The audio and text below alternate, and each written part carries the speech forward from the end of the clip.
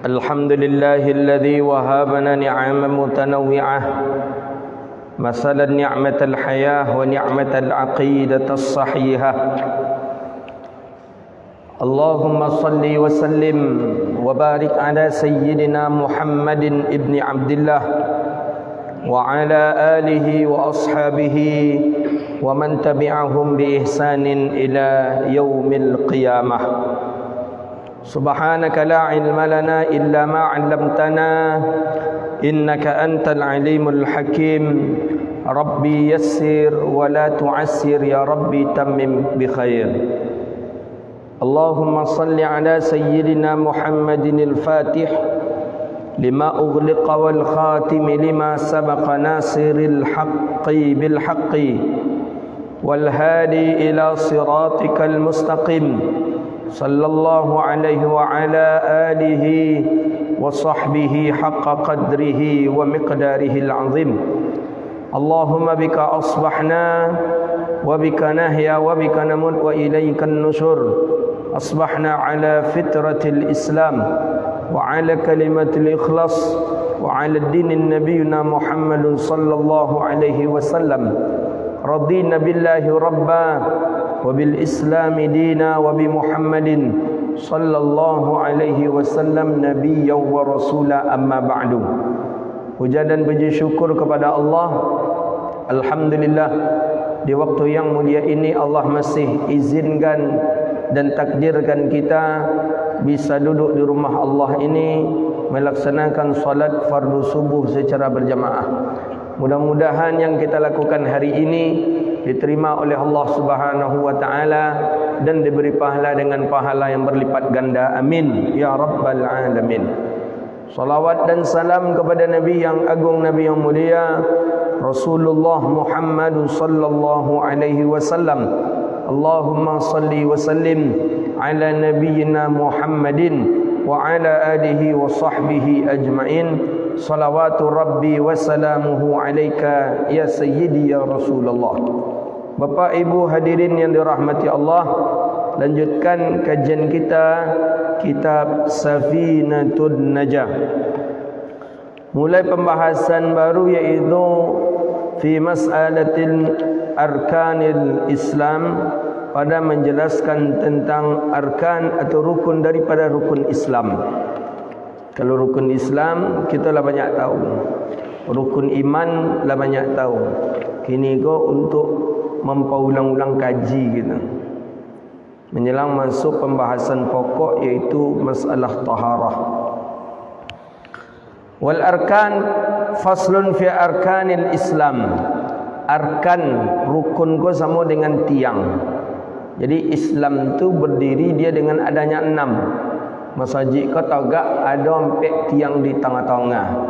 Sampiang banyak tiang besar, berdiri kokoh dan megah. Islam macam tu juga. Dia ada tiangnya, itulah yang disebut dengan arkan. Arkan, asas, pondasi rukun ni daripada rukun Islam. Islam diambil dari asal kata aslama yuslimu islaman. Aslama yuslimu islaman, selamat. Jadi orang yang beragama Islam ni dan penganut agama Islam ni dia pemberi selamat. Maka tidak ada hukum Islam yang tidak memberikan selamat. Hukum Islam memberikan selamat. Pokoknya selagi orang tu yakin dengan Islam, dia pasti selamat. Tapi kalau dia ragu je Islam, di situlah mulai Allah beri kepadanya tidak keselamatan. Jadi kalau lainnya beragama Islam, insya-Allah yang selamat. Selamat di dunia dan paling jelas selamat di akhirat. Selamat di akhirat, tidak kekal di dalam neraka. Ni. Itu kalau orang Islam. Orang yang kekal dalam neraka itu orang kafir. Khalidina fiha abada, kekal selama-lamanya di dalam neraka. Seperti apapun maksiat yang dilakukan oleh orang Islam, tetap dia berpeluang untuk masuk ke dalam surga selama dia tidak melakukan kesyirikan. Itu akidah ahli sunnah wal jamaah berbicara seperti itu. Selagi dia tidak syirik kepada Allah, dia akan berpeluang untuk masuk ke dalam surga Allah Subhanahu wa ta'ala. walaupun dia mencuri, walaupun dia berzina, walaupun dia makan riba, walaupun makan riba, nanti masuk ke dalam neraka, dihapuskan segala dosanya di dalam neraka, maksiat yang ia lakukan dalam neraka, kemudian nanti dikeluarkan dan diberi peluang dia masuk ke dalam surga Allah Subhanahu wa taala. Maka surga Allah taala tu lawe. Tak ketek surga Allah tu luas. Bayangkan saja di dalam hadis Nabi itu, Allah Subhanahu wa taala, Nabi SAW mengatakan, yadkhulu ummati, masuk surga, kullu ummati yadkhulunal jannata illa man aba. Seluruh umatku masuk surga, saudara awakku masuk surga. Nabi menjamin. Hadis itu sahih dalam Sahih Imam Bukhari. Seluruh kita ni dijamin masuk surga illa man aba, kecuali orang yang enggan. Siapa orang yang enggan? Man ata'ani dakhalal jannah wa man asani faqad aba.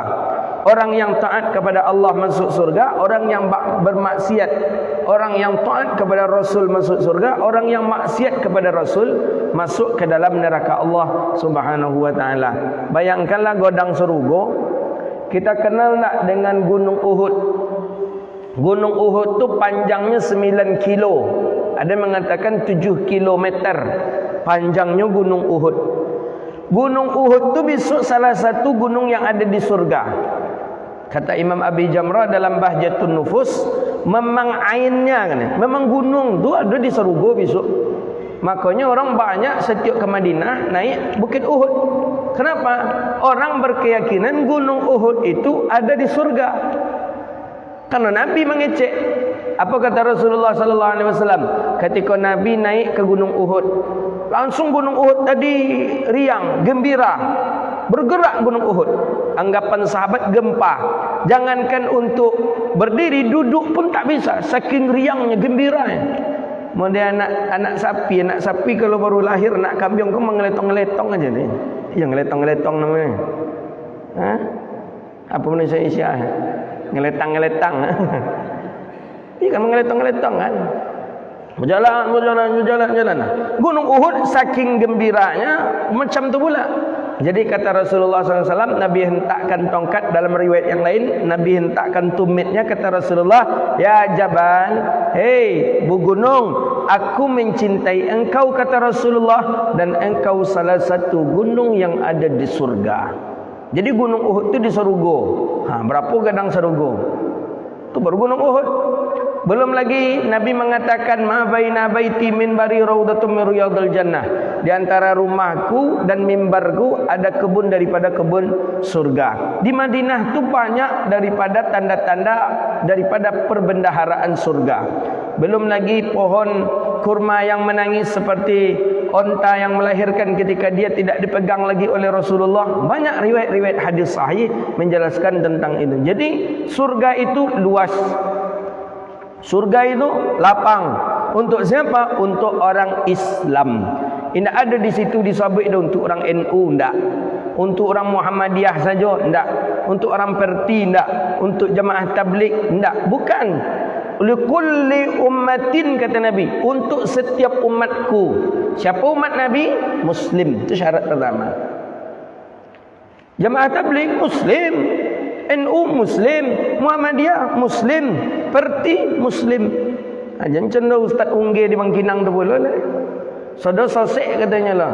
Jadi yang berhak masuk surga mereka saja. Orang lain tidak boleh. Karena luas. Surga tu luas.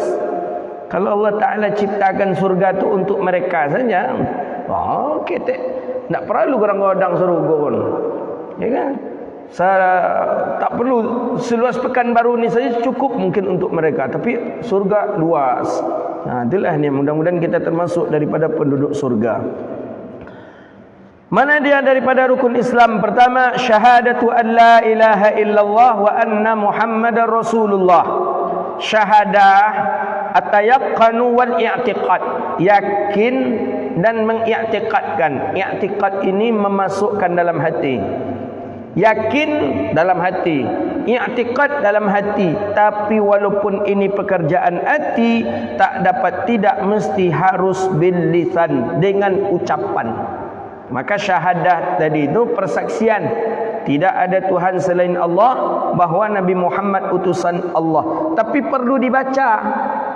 Maka setiap orang nak masuk Islam mesti dianjurkannya membaca 2 kalimat syahadat. Asyhadu an la ilaha illallah wa asyhadu anna Muhammadar Rasulullah. Dalam mazhab kita Syafi'i, talaffuz tidak termasuk syarat. Melafazkan 2 kalimat syahadat itu tidak termasuk syarat seseorang masuk Islam. Tapi menurut mazhabnya Imam Abi Hanifah bin Nu'man, mazhab Hanafi, memang disyaratkan orang tu baru Islam apabila dia mengucapkan 2 kalimat syahadat. Gitu dia. Mesti dia harus mengucapkan 2 kalimat syahadat. Maka di sini disebutkan an-nutqu bisyahadataini syurutu min syurutil Islam. Mengucapkan 2 kalimat syahadat itu bagian daripada syarat seseorang itu beragama Islam. Jadi awak kawan tu tahu awak ini Islam, mestinya mengucapkan 2 kalimat syahadat. Kalau tak, belum yakin. Itu dalam pandangan mazhabnya Imam Abi Hanifah bin Nu'man. Makanya at-tashqiq fi islamihi, seseorang yang ragu dalam keislamannya, maka itu membatalkan keislamannya. Dalam mazhab Imam Abi Hanifah bin Nu'man, ada seseorang kita tanya, "Pak, apa Islam Pak?" Kecak awak ganya. "Hal anta muslim?" Awak tanya ke orang tadi, "Pak, apa Islam Pak?" Kata gitu. Apa jawabannya? InsyaAllah. Kalimat insya dia pakai. InsyaAllah. Menurut mazhab Imam Abi Hanifah bin Nu'man, kalimat insya'a kalimat tashkik, fala kalimat tashkik. Bagaimana dengan kalimat tashkik? Fala yuqbal, maka tidak diterima akan keislamannya. Jadi kalau ada orang bertanya ke awak, "Pak, apa Islam Pak?" InsyaAllah. Tak betul jawaban kita. Justru dalam mazhab Hanafi itu dia belum dikategorikan seorang muslim yang sempurna. Tak bisa nah. "Pak, apa Islam Pak?" InsyaAllah. Tak bisa tu dari terima. Dalam mazhab Hanafi, apalagi kalau lamun jawabnya, "Pak, apa Islam Pak?" Itulah yang ragu dan tapi ayah amak dan semayang ini. Itu tu lebih parah belum dah Islamnya lalu. Sedangkan mengucapkan insya-Allah saja dianggap tashkik, masih ragu dia. Apalagi lembek jawaban, "Pak, apa Islam Pak?" Itulah apa cara. Cuma tengok KTP dan kejap dulu. Ayo Islam dan nyanyi. Model itu tidak dianggap dalam mazhab Imam Abi Hanifah bin Nu'man. Jadi bagaimana? Bitayaqqin. Tayaqqin itu apa? Naam. Itu dia. Itu yakin. Jadi kalau ada orang bertanya, "Pak, apa Islam Pak?" Apa jawabannya? Tidak ampun. Aduh, insya-Allah je baru. Ada orang bertanya ke awak, umpama awak mau urus apalah kita urus, umpama mungkin mau urus pajak apa segala macam. Kan? "Pak, apa Islam Pak?" Pak kecil orang kawak. Ada pegawai itu bertanya, "Pak, apa Islam Pak?" Apa kita jawab? InsyaAllah tak boleh. Islam model angnya Pak. "Hal anta muslim?" "Pak, apa Islam Pak?" Jawab bitayaqqin, dengan yakin. Jawaban yakin tu cieknya apa? Iyo. Itu jawaban. Itu pasti tu. "Hal anta muslim?" "Pak, apa Islam?" "Iyo." Lah gitu jawaban. Jangan kita jawab, "Pak, apa Islam Pak?"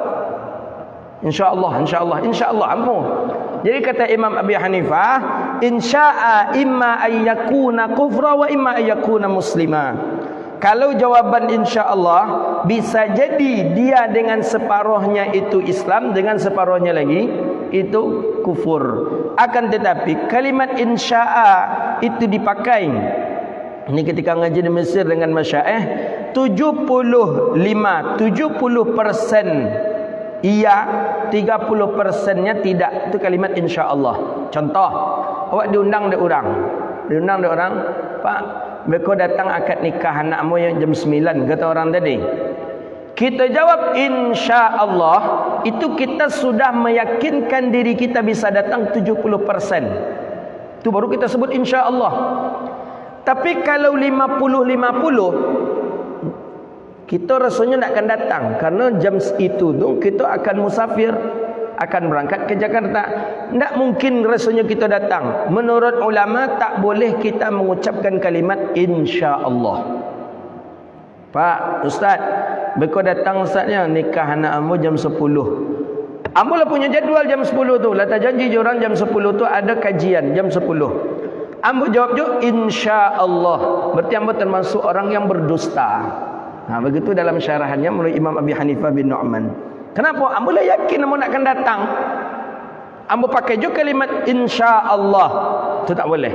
Lebih elok bagaimana? Lebih elok sampaikan, mohon maaf, saya jam 10 tu dah ada janji. Dah ada dulu orang. Lebih afdal mengucapkan kalimat itu dibandingkan dengan mengucapkan kalimat insya-Allah. Itu ya. Ikulah jalan berduto, mau tahu gang, pakai insya-Allah je tu. Insya-Allah je tu. Bila Pak Bayu ke Pak? Ada bayu 2 minggu lalu. Pokok hari Senin ambo bayar insya-Allah. Pada ni di dalam hatinya ndak Senin tu ke dibayar dah. Sebulan 2 bulan baru ke dibayar. Berdusta dengan meyakini dusta dengan mengucapkan insya-Allah tak boleh. Tak boleh. Kadang dengan insya-Allah tu orang yakin pula orang lain kan. Hal insya-Allah man je nak yakin jangan. 70% kalau sudah positif rasanya ucapkan insya-Allah. Kalau tidak ada rasanya, tak usah ucapkan insya-Allah, jawab saja. Begitulah dengan agama. Ketika orang bertanya, hal anta muslim? Bapa Islam, ibu Islam. Kalau awak jawab insya-Allah, 70% Islam dan 30%? Kan bahaya jadi itu. Dan 30% ni ke mana? Maka oleh kerana itu kalau ada orang bertanya, Pak, apa Islam Pak? Jawabannya, iyo. Itu jawaban. Itu nan tayakin. Tayakin, yakin di dalam hati kita. Itu makna tayakin. Yakin, tak bisa dirubah dan itu pun sudah mantap. Apa yang kita yakini di dalam hati? An la ilaha illallah, bahwa tidak ada Tuhan selain Allah. Tidak ada ini apa? Ma'bud yang disembah atau maujud yang ada atau apa? Makanya ada 4-nya. Ada ma'bud, ada maujud, ada apa lagi? La ilaha illallah maujud fi kulli zaman. La ilaha illallah al-ma'bud fi kulli makan. La ilaha illallah al-mazkur. Ini zikir daripada para habaib, daripada Syekh Mustafa Afandi. Tapi kalau dalam ratib subuh, di waktu subuh itu ratibnya dimulai dengan ya latif.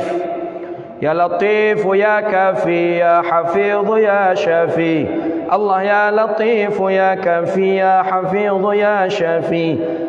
Allah ya latif ya wafi ya karimu anta Allah ya la ilaha illallah. La ilaha illallah mawjud. La ilaha illallah.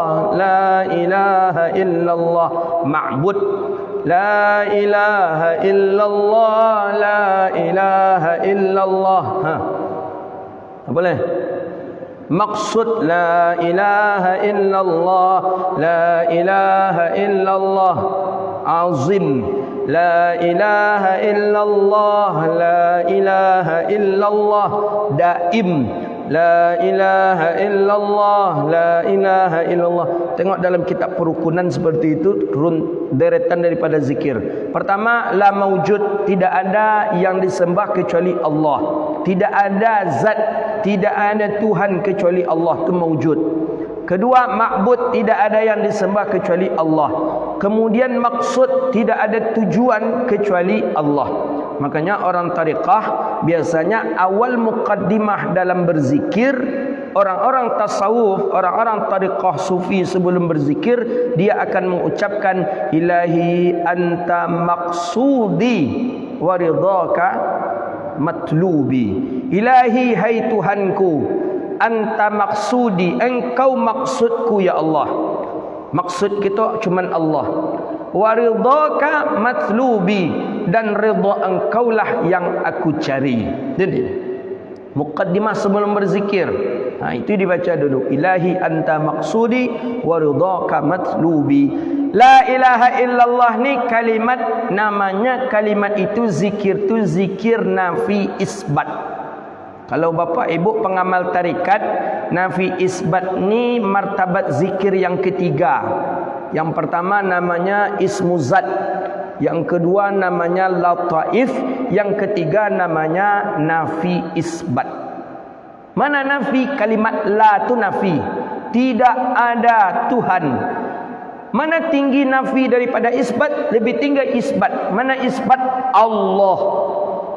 Maka orang berzikir itu ucapan la ilaha illallah itu pas di kalimat illa tu agak dihentakkan sedikit. Karena tu isbat, yakin. La ilaha illallah, la ilaha illallah, la ilaha illallah. Illallah tu kalimat isbat. Iyo, begitu dia. Tidak ada Tuhan illallah, tak ada Tuhan illallah. Dan kebanyakan orang ahli sufi tasawuf melantunkan, melemparkan kalimat Allah itu, bunyi Allah itu langsung ke dalam hati. Hati kita, jantung kita kan sebelah 2 garis di bawah mimik kita, di situ letaknya. Jadi bunyi Allah tadi ke situ kita tanamkan. La ilaha illallah. La ilaha illallah itu nama zikir tahlil. Kalau zikir ismu zat tu dia tarik dari bawah ke atas. La ilaha illallah. Begitu dia cara. Ingin dalam, datang ke rumah. Kalau di Siko sampai situ tanya, kalau ingin dalam boleh datang ke rumah lagi. Jadi itu dengan kalimat nafi isbat. Kalau kalimat nafi isbat tu, kalau bapa-bapa ibu-ibu terasa lama zikir nafi isbat, oh sero. Apalagi saat Covid ni. Saat Covid di rumah sakit sedang diisolasi. Itulah maknya nafi isbat tu kita amalkan tu. Dia tarik dari bawah sambil menahan nafas. Allah. Dilemparkan ke dalam sini. Allah. Itu beribu kali tak rasain. Jadi kecik guru ammo di ledaan mana Maryam, di telingonya ndak terang ada tu. Begitu kalau orang khusyuk sedang zikir nafi isbat. La ilaha illallah, la ilaha illallah. Itu zikir nafi isbat. Zikir tahlilnya dari la ilaha illallah.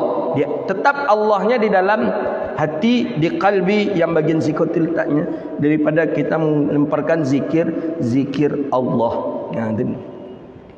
Kalau lewat pakai mic tu sampai situ boleh tanya. Kalau agak dalam kita tanya, datang ke rumah. Kalau dukun-dukun dulu buat ayam ayam hitam sepasang, siap tu.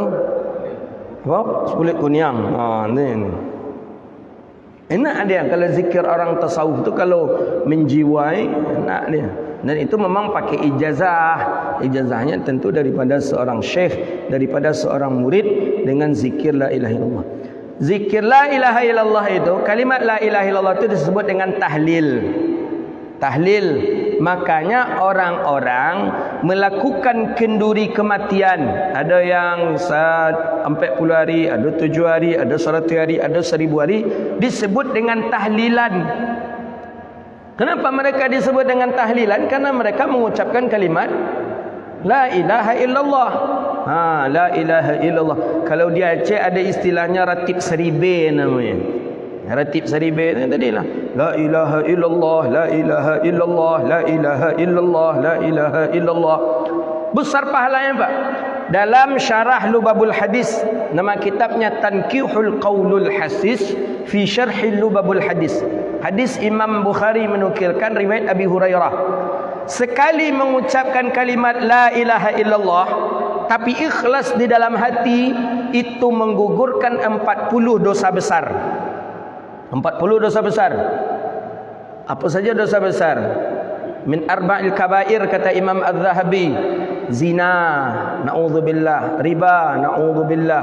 Bersumpah dengan sumpah palsu, menuduh orang melakukan zina. Itu kan dosa besar itu. Melawan kepada ibu bapa, dosa besar. Sekali mengucapkan kalimat la ilaha illallah bisa menggugurkan 40 dosa besar.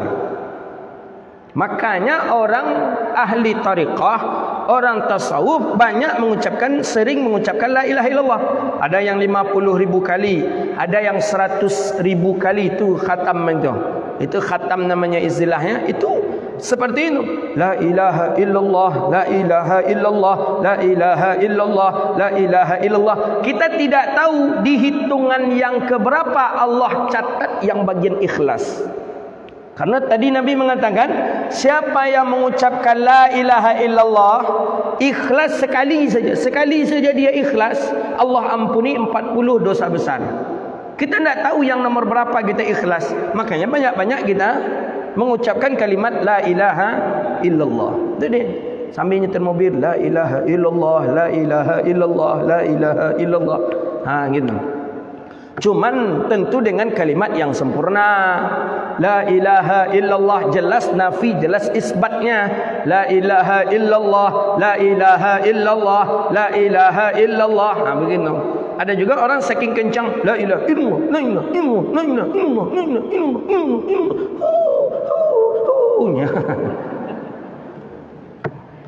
Walaupun ada pendapat membolehkan, tapi ambo tidak merekomendasikan. Ambo banyak bertanya dengan para masyaikh, di antaranya Syekh Abdullah Ahmad Hajin, Syekhuna Sufyan Ali. Banyak yang bertanya masyaikh, memang ada pendapat ulama membolehkan zikir hu. Ada ulama membolehkan. Di antaranya Syekh Zakiuddin Ibrahim punya karangan tentang zikir hu. Imam Suyuti juga pernah menjelaskan zikir hu. Ya hu.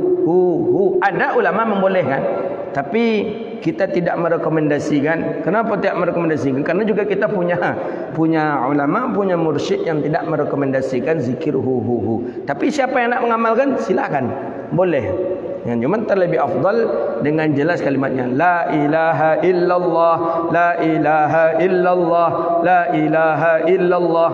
Nah, teman. Kencang tak apa-apa, tapi jelas juga nafi isbatnya, la ilaha illallah, la ilaha illallah, la ilaha illallah, la ilaha illallah.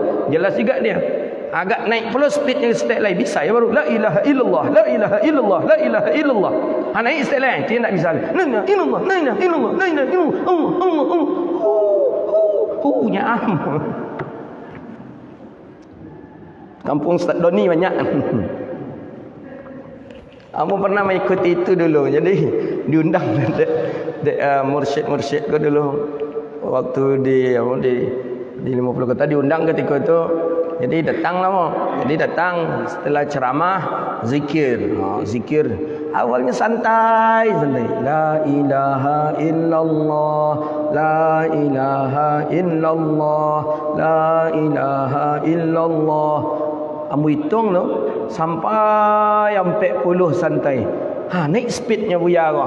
Murid dia naik speed. La ilaha illallah, la ilaha illallah, la ilaha illallah. Mulai naik speed. Kalaulah naik speed yang kampek tu murid biasa telah mau lambung lah. Kau angkat murid itu. Jadi iko ialah zikir lagu kecil mula. Ya walaupun memang ulama ada membolehkan pendapat itu. Di ujung mereka hu. Jadi kalau tarang ada orang kurang lama bunyinya. Hei, hu. Orang tak tahu. Ya memang ulama ada membolehkan, tapi kita tidak merekomendasikan. Yang luri-luri aja lah. Kan Nabi menyebut yang luri. Kata Rasulullah, afdalu zikri fa'lam annahu la ilaha illallah. Itu yang paling hancak. Ya bukan berarti kita anti dengan zikir hu. Tidak, ada ulama membolehkan. Tapi para masyaikh kita tidak menganjurkan kita untuk mengamalkan. Yang kita amalkan cuma zikir la ilaha illallah. Ini. Jadi sekali mengucapkan la ilaha illallah menggugurkan berapa? 40 dosa besar. Jadi rugi kita tidak mengucapkan la ilaha illallah. Jadi orang Arab biasanya kalau awak menawar barang mahal Rasul kita umpama kan. Umpama kita nak beli sejadah. Sejadah ni harganya 100 rial. Kita tawar separuh. Kita tawar jadi 50 rial. Khalas 50 rial bang kata kita. Dah 50 rial saja. Itu biasanya orang Arab tu bilang la ilaha illallah. Gitu nya. Kalau ditawar barangnya disuruh berzikir la ilaha illallah. Jadi zikir tahlil itu jangan ditinggalkan. Zikir la ilaha illallah jangan ditinggalkan. Setiap saat baca la ilaha illallah, la ilaha illallah, la ilaha illallah. Ini dia. Wa anna Muhammadar Rasulullah. Dan syahadat itu ada dua kalimat. Satu kalimat la ilaha illallah, yang satunya kalimat Muhammadar Rasulullah. Iko kalimat yang bernama dua yang berkaitan. Walaupun satunya itu makhluk, tapi makhluk ini bukan sembarang makhluk. Itulah Sayyidina Rasulullah Muhammadun sallallahu alaihi wasallam. Tidak ada manusia yang Allah izinkan meletakkan namanya di samping nama Allah. Cuma Nabi Muhammad. Nama Nabi Muhammad di samping nama Allah. La ilaha illallah. Setelah itu Muhammadar Rasulullah. Betul. Maka dua kalimat syahadat ini diikatnya. Dua kalimat syahadat ini penting. Maka apabila seseorang lari daripada dua kalimat syahadat, maka orang itu perlu dia untuk dikembalikan ke seperti awal dan dianjurkan dia mengucapkan dua kalimat syahadat. Kita untung dalam ibadah kita banyak mengucapkan dua kalimat syahadat. Dalam salat berapa kali kita mengucapkan dua kalimat syahadat? Dalam tahiyat, ya kan, dalam tasyahud kita mengucapkan dua kalimat syahadat. Jadi dalam khutbah Jumat, si khatib itu tak boleh dia meninggalkan dua kalimat syahadat. Kalau dalam kitab Qalyubi wa Umairah disebutkan, apabila si khatib meninggalkan dua kalimat syahadat dalam khutbahnya, maka khutbahnya itu ajzam, kurang barakah, terputus keberkahan itu. Maka oleh karena itu dianjurkan mengucapkan dua kalimat syahadat. Wa anna Muhammadar Rasulullah, dan bahawa Nabi Muhammad itu utusan Allah. Nabi Muhammad ini kepada siapa diutus oleh Allah? Kepada manusia saja, atau juga kepada malaikat, atau kepada jin, atau kepada apa? Nabi Muhammad Rasulullah ilal ins, kepada manusia. Nabi Muhammad diutus kepada manusia. Wal jin, kepada jin. Kepada jin pun Nabi Muhammad. Maka ada di Makkah nama masjid itu Masjid Al-Jin. Masjid jin namanya. Jadi jin pun, jin-jin muslim itu nabinya Nabi Muhammad. Jadi bukan nabi yang lain. Jadi para jin itu pun ketika mendengar dengan nama Nabi Muhammad, mereka tunduk. Mana yang engkarnya itulah jin-jin kufur, jin kafir.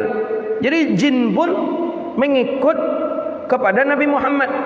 Maka ada dalam mazhab Syafi'i salah satu pendapat, walaupun pendapat itu pendapat yang nadir, walaupun pendapat itu pendapat yang lemah, boleh menikah manusia dengan jin. Dalam Qalyubi wa Umairah ada ini. Jadi ada pendapat membolehkan. Syarat jin yang boleh menikah tadi, jin itu betul-betul jin yang muslim. Jadi manusianya muslim, jinnya muslim. Boleh, ada sebagian pendapat mengatakan boleh menikah, walaupun pendapat itu pendapat dhaif atau pendapat yang lemah. Jadi Nabi Muhammad diutus kepada manusia, Nabi Muhammad diutus kepada jin, ijma'an, secara ijma' sepakat ulama. Begitu juga dengan para malaikat. Jadi malaikat mengikut kepada Nabi Muhammadun sallallahu alaihi wasallam. Itu pendapat mu'tamad dalam mazhab Syafi'i, seperti Imam Ramli, ia mengatakan di dalam Nihayatul Muhtad fi Syarhil Minhaj. Begitu juga Imam Ibn Hajar Al-Haythami dalam Tuhfatul Muhtad fi Syarhil Minhaj. Jadi Nabi itu diutus oleh Allah kepada siapa? Kepada jin, kepada manusia, kepada malaikat. Maka dari sinilah landasan mana yang lebih mulia Nabi daripada malaikat. Lebih mulia Nabi Muhammad dibandingkan malaikat. Kenapa? Malaikat itu dapat tugas daripada Allah untuk selalu mengantarkan akhbar, menurunkan wahyu kepada Nabi Muhammad sallallahu alaihi wasallam. Walaupun ada yang mengatakan malaikat tetap yang lebih mulia karena malaikat diciptakan daripada nur, tapi lebih banyak kaul mengatakan para nabi lebih mulia dibandingkan dengan para malaikat. Hadza wabillahi taufiq. Ada pertanyaan?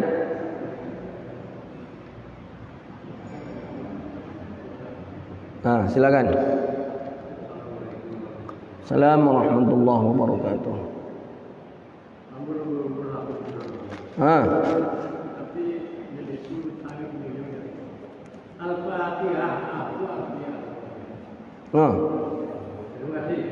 Itu je nya.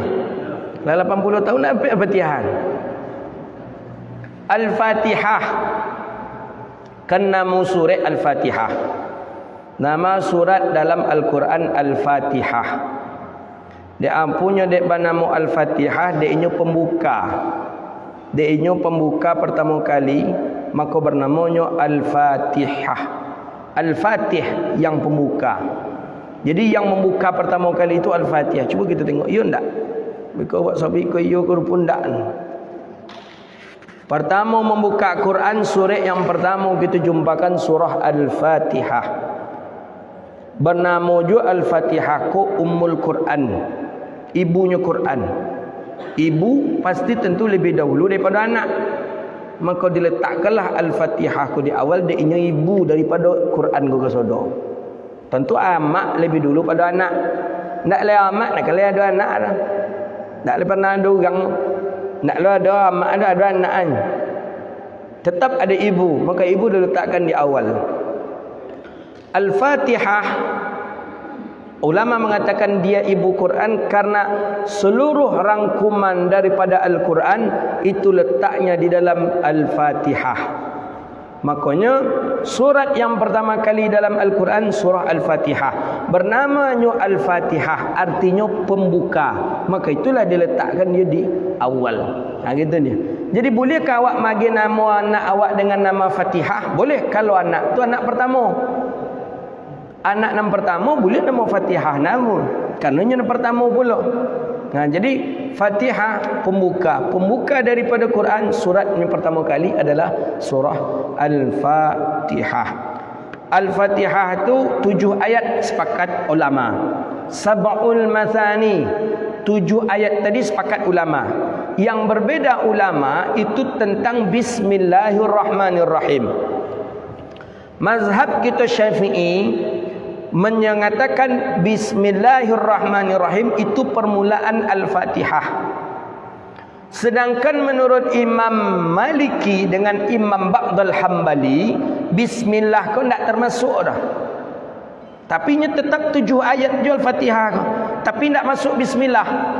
Ayat yang pertama dalam mazhab Maliki, Alhamdulillah. Alhamdulillahi Rabbil Alamin. Ayat yang kedua Ar-Rahmanir Rahim. Ayat yang ketiga Maliki Yaumiddin. Ayat yang keempat Iyyaka na'budu wa iyyaka nasta'in. Yang kelima Ihdinas siratal mustaqim. Yang keenam Siratal ladzina an'amta 'alaihim. Keenam. Yang ketujuh Ghairil maghdubi 'alaihim waladdallin. 7. Yang 2 ayat ko dalam mazhab Syafi'i, ayat sebenarnya. Iya kan? Siratal ladzina an'amta 'alaihim ghairil maghdubi 'alaihim waladdallin. Amin. Ayat di mazhab Maliki iko ko dibagi 2. Maka benar jadi 7. Walaupun tak dimasuk dengan bismillah, tapi kau dibagi 2, maka tetap 7 ayat. Sab'ul Mathani. Sepakat ulama bahawa Al-Fatihah itu ada 7 ayat. 7 ayat itulah mazhab Syafi'i memulai dari bismillah, dan mazhabnya imam yang lain, mazhabnya Imam Maliki itu dimulai dengan pembacaan Alhamdulillah. Itulah dia. Makanya dalam mazhab Syafi'i dimakruhkan berhenti pada Siratal ladzina an'amta 'alaihim. Makruh berhenti. Dalam kitab Irsyadul Ibad jelas ila sabilir rasyad. Dalam Manahijul Imdad Al-Imam Az-Zaini Al-Jamfasi menukilkan juga banyak para ulama. Tapi kalau tak mampu, hilang hukum makruh. Boleh. Angok awak pendeknya. Tak mungkin sampai seci angok awak baca no. Boleh awak berhenti situ. Tapi kalau angok panjang, lanjutkan. Nah, situ. Itu bidunil qiraah, dengan tidak ada qiraah. Kalau ada qiraah berbeza lagi ni. صراط الذين أنعمت عليهم غير المغضوب عليهم ولا الضالين. Ada qiraah ولا الضالين. Ada himu ghairil maghdubi alaihim ولا الضالين. Kalau riwayat kita biasa, ya seperti yang dibaca oleh imam tadi lah, Imam Makkah tadi, subuh tadi. Ya biasa saja kan. Tapi iramanya terasa semayang sampai Kaabah awak ni. Siratal ladzina an'amta 'alaihim ghairil maghdubi 'alaihim waladdallin. Jadi tidak ada yang diberhentikan. Boleh berhenti kalau nafas tak sanggup. Tapi kalau nafas wak panjang, maka langsung saja, jangan kita berhenti, makruh hukum. Ada yang lain silakan. Silakan. Pak Fahri.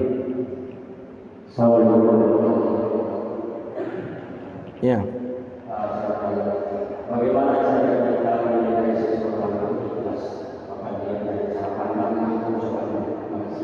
apa?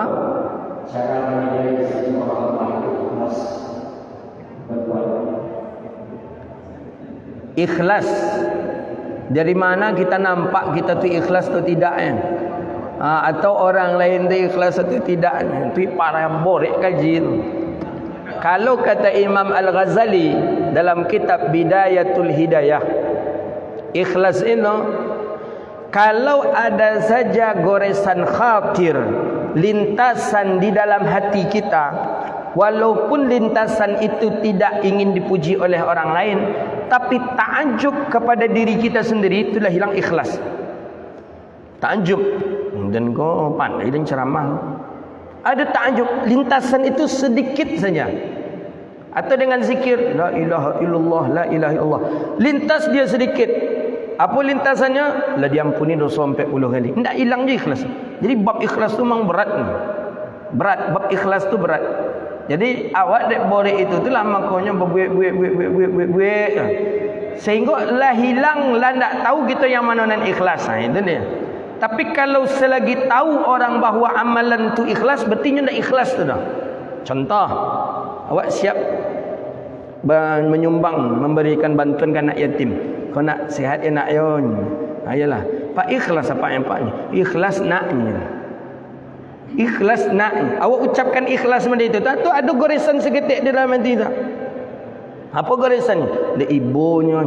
Tak je ikhlas jadi dah. Berat ikhlas. Bab ikhlas tu berat.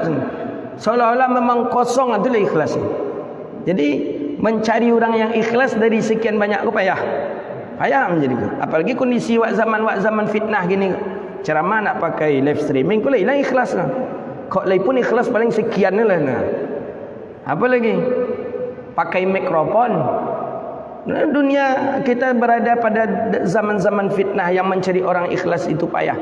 Tapi setidaknya dengan kesungguhan mujahadah yang kita lakukan untuk ibadah, Allah catat saja itu bagian daripada satu keikhlasan, itu cukup dan. Itu dia. Tak terpasu. Pokoknya tak ada selintasan dalam hati dah. Tapi sedikit saja ada lintasan goresan dalam hati, hilang bab ikhlas ini. Ikut hebatnya Ar-Rahman. Alun sudah pengajian aroma bau sarapan tu lah masuk ke dalam. Apa ikhlas paknya? Lai gitu aja nyawek. Taklah perlu ulang kalimat ikhlas kan. Apa ikhlas paknya? Ya ikhlasnya. Apa ikhlas pak lai? Berat bab ikhlas ini. Berat. Jangankan setakat kita orang awam, orang alim saja terkena dalam bab ikhlas ini. Berat. Tapi karena berat inilah, tadi kan sekali aja kecil nabinya. Maka karena sekali itu nak tentu dah entah ikhlas tahun. Maka ulang beribu-ribu kali, ulang beribu-ribu kali. Dari sekian ribu tu pasti ada cik ikhlas. Pada cik yang memang tidak takluk, tidak ada apa-apa sama sekali. Gitu ni. Ya. Kalau tentunya nyalakan cak tu ambil ikhlas dulunya nyala. Seperti apa lambang apa yang ikhlas beramal tu? Kemenak nah. Aja tanya bab ikhlas orang tu apa logo pak apa cara saya ikhlas ke pak. Payah itu. Terakhir. Silakan Bu. Assalamualaikum warahmatullahi wabarakatuh.